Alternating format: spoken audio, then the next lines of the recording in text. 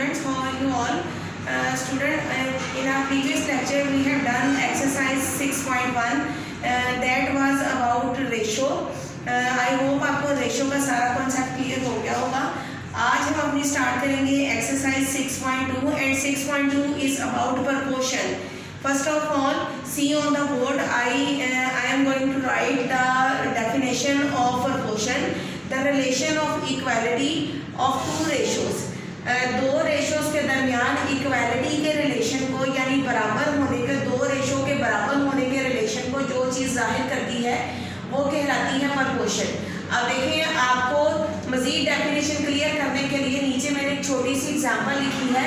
ये एग्जांपल मैंने कप की लिखी है कि एक कप जो है वो अगर 25 रुपीज़ का आता है तो 2 कप्स कितने के आएंगे, 50 रुपीज़ के. ठीक है. अब ये जो साइन है दरमियान में डबल प्रपोर्शन का, इसको डबल रेशो का, इसको कहते हैं प्रपोर्शनैलिटी साइन. यानी ये शो करता है कि ये रेशो इक्वल है इसके और ये रेशो इक्वल है इसके. फर्स्ट रेशो फर्स्ट के इक्वल और सेकंड रेशो सेकंड के इक्वल. अब इसको हम दो हिस्सों के अंदर डिवाइड करते हैं. दो हिस्सों के अंदर किससे होंगे, दरमियान के दो पार्ट्स को हम कहते हैं मीन प्रपोर्शन और फर्स्ट और फोर्थ रेशो को आप कहते हैं एक्सट्रीम प्रपोर्शन. इसको मजीद क्लियर करने के लिए हम कुछ क्वेश्चन करेंगे ताकि आपका फर्दर कॉन्सेप्ट क्लियर हो जाए. Let's start our exercise 6.2. आपने सबसे पहले तो अपने प्लानर के वीक नंबर 7 और पीरियड नंबर 35 के ऊपर डेट मार्क कर लेनी है. 6.2 का क्वेश्चन नंबर 1 है, find the value of P in each of the following. आपको 3 पार्ट दिए हुए हैं और तीनों पार्ट में आपने पी की वैल्यू फाइंड करनी है. फर्स्ट पार्ट देखें, 2/5 इज इक्वल टू p/20. दोनों साइडों के ऊपर आपको फ्रैक्शन दी हुई है और फ्रैक्शन को सॉल्व करने का तरीका क्या होता है कि एक न्यूमिनेटर को दूसरे डिनोमिनेटर से और दूसरे न्यूमिनेटर को पहले डिनोमिनेटर के साथ आप मल्टीप्लाई कर देते हैं, यानी क्रॉस मल्टीप्लिकेशन आप कर देते हैं. मैंने यहाँ पर देखें ये क्रॉस का साइन बनाया, यानी 5 को मल्टीप्लाई कर दिया p के साथ और 2 को मल्टीप्लाई कर दिया 20 के साथ. 5 को b के साथ मल्टीप्लाई करेंगे तो 5 भी आएगा इज इक्वल टू 22 = 40. 5 इधर मल्टीप्लाई हो रहा है, आपको वैल्यू p की फाइंड करनी है. दूसरी साइड पे इज इक्वल टू का शिफ्ट होगा तो ये डिवाइड हो जाएगा. 5 डिवाइडेड बाय 40, p की वैल्यू आपके पास 8 आ गई. सेम प्रोसेस से ही मैंने सेकंड पार्ट किया है. क्रॉस मल्टीप्लाई किया, p मल्टीप्लाई बाय 10 और 3 मल्टीप्लाई बाय 5. 5 3 = 15 और 10p बन जाएगा 10. इधर एक्स्ट्रा वैल्यू है, p को आपने फाइंड करना था. एक्स्ट्रा वैल्यू मल्टीप्लाई हो रही है, दूसरी साइड पे शिफ्ट की, इज इक्वल टू के तो वो डिवाइड हो गई 15/10. अब ये दोनों नंबर 5 के टेबल पे कट होते हैं तो मैंने साथ ब्रैकेट में लिख दिया डिवाइडेड बाय 5. 5 3 = 15 और 5 2 = 10, तो p की वैल्यू आपके पास 3/2 आ गई.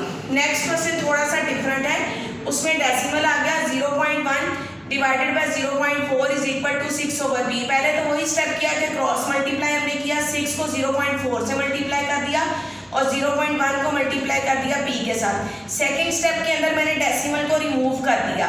जब यहाँ पे डेसिमल को रिमूव करेंगे तो 1/10 आएगा.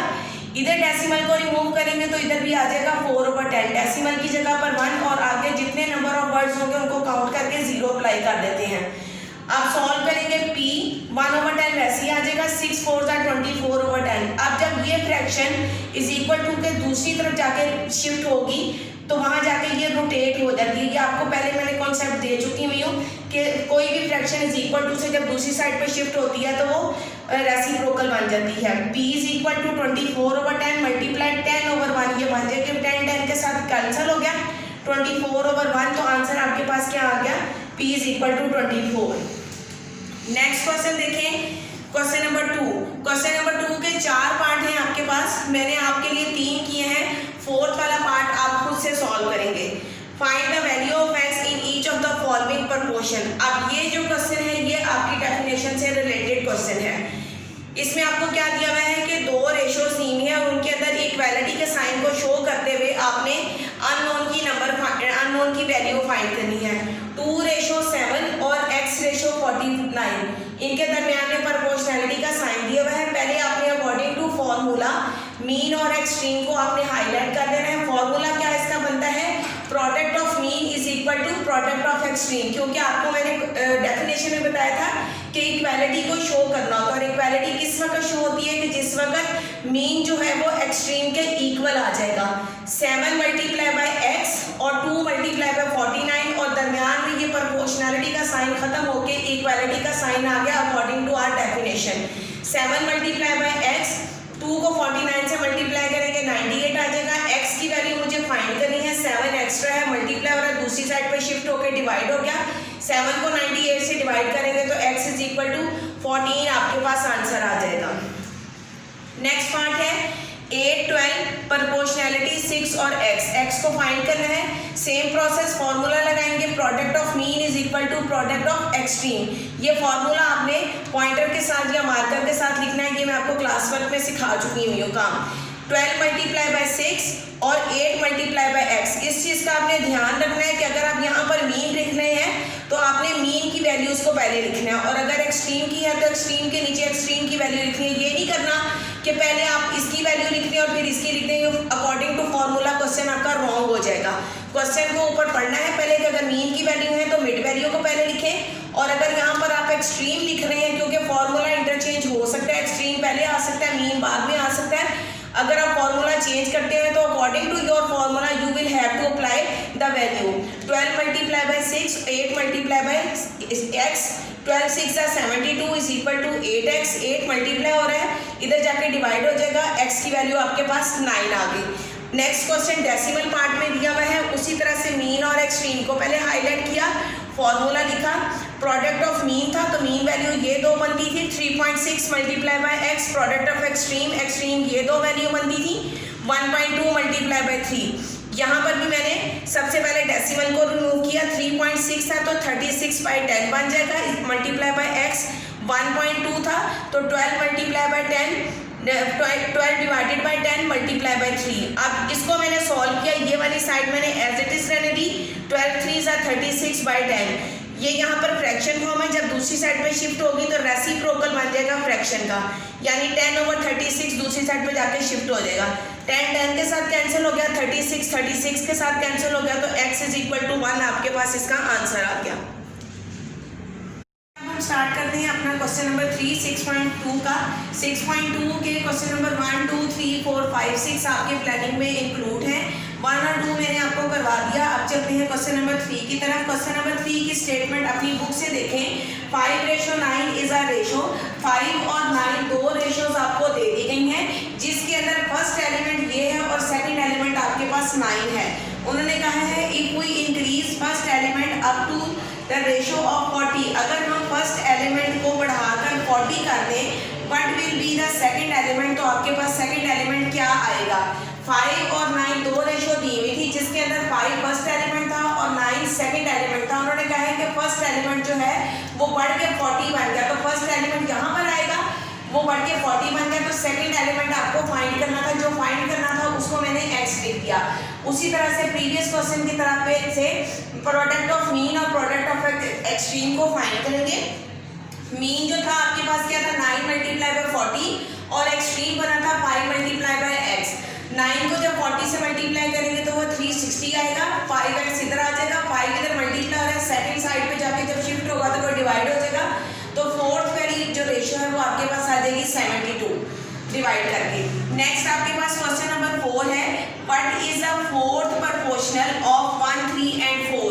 1 3 और 4 तीन प्रोपोर्शन आपको दी हुई थी, फोर्थ वाली आपको फाइंड करनी थी, जो मैंने x लिख दिया। सबसे पहले मैंने क्या किया, let fourth proportional is equal to x।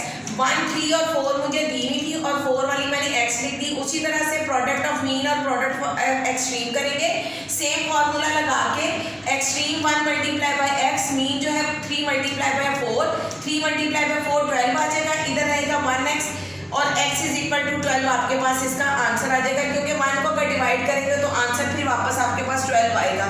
Divide करें या ना करें कोई फर्क नहीं पड़ता। अब चलते हैं क्वेश्चन नंबर 5 की तरफ। क्वेश्चन नंबर 5 है आपके पास, find the mean proportional of 4 and 9। Mean proportional आपने फाइंड करना है, जबकि आपको एक्सट्रीम प्रोपोर्शन दिए हुए हैं। एक्सट्रीम कौन से होते हैं, फर्स्ट एलिमेंट और लास्ट वाला, और मीन कौन से होते हैं, अंदर वाले दो प्रोपोर्शनल को मीन कहते हैं। यहाँ पर मैंने क्या किया, लेट दिया mean proportional is equal to x अगर मीन प्रोपोर्शनल x है तो दोनों मीन की जगह पर x और x को अप्लाई कर दिया, और 4 और 9 मुझे क्वेश्चन में गिवन दिया हुआ था। उसी तरह से product of mean is equal to product of extreme का फॉर्मूला लगाया। मीन आपके पास x और x था, x multiply by x is equal to 4 multiply by 9 36। x को जब x के साथ मल्टीप्लाई करेंगे तो वो x स्क्वायर बन जाएगा is equal to 36। Taking square on both side, square लिया बोथ साइड के ऊपर, x का स्क्वायर रूट ले लिया, और इधर 36 का जब आप स्क्वायर रूट लेंगे तो वो क्या बनेगा 6 मल्टीप्लाई बाय 6। ये डॉट का मतलब भी मल्टीप्लाई ही होता है। अब ये बन जाएगी 6 की पावर 2, और इधर भी x की पावर 2 और ऊपर स्क्वायर रूट। ये स्क्वायर रूट और स्क्वायर आपस में कैंसिल हो गया और x इज इक्वल टू 6 आपके पास आंसर आ गया। ये वाला सारा कॉन्सेप्ट मैंने आपको 5 क्लास में पहले से दिया हुआ है। पेज नंबर 1 के ऊपर जो ब्लैंक्स आपको करवाई थी उसके अंदर ये आपका कॉन्सेप्ट क्लियर हो चुका हुआ है। नेक्स्ट करते हैं हम क्वेश्चन नंबर 6। क्वेश्चन नंबर 6 है आपके पास, ये आ गया आपके पास डायरेक्ट प्रपोर्शन। डायरेक्ट प्रपोर्शन कौन सी प्रपोर्शन होती है कि अगर एक चीज़ बढ़ रही हो और दूसरी चीज़ में भी इजाफा हो जाए, यानी increasing of one thing and cause of second thing is called direct proportion. एक चीज़ में इजाफा हो दूसरी चीज़ भी बढ़ जाए तो उसको डायरेक्ट प्रपोर्शन कहते हैं। If 150 shirts can be stitch on 6 swing machine, अगर 150 शर्ट्स को सिया जाता है 6 मशीन्स के जरिए इन अ डे, एक दिन के अंदर, how many machines are required to stitch 225 shirts in a day. अगर शर्ट्स की तादाद जो है वो 150 से बढ़कर 225 हो जाए और उनको सीने के लिए कितनी सिलाई मशीनों की ज़रूरत पड़ेगी, तो ऑब्वियसली देखें यहाँ पर शर्ट्स की तादाद ज़्यादा हो गई तो सिलाई मशीनें भी आपको ज़्यादा चाहिए होगी, स्विंग मशीन आपको ज़्यादा चाहिए होगी। डायरेक्ट प्रपोर्शन के साइन दोनों एरो ऊपर की तरफ लगते हैं, एक्स का एरो भी ऊपर चला जाएगा और इसका एरो भी, दोनों एरोस की डायरेक्शन सेम होती है।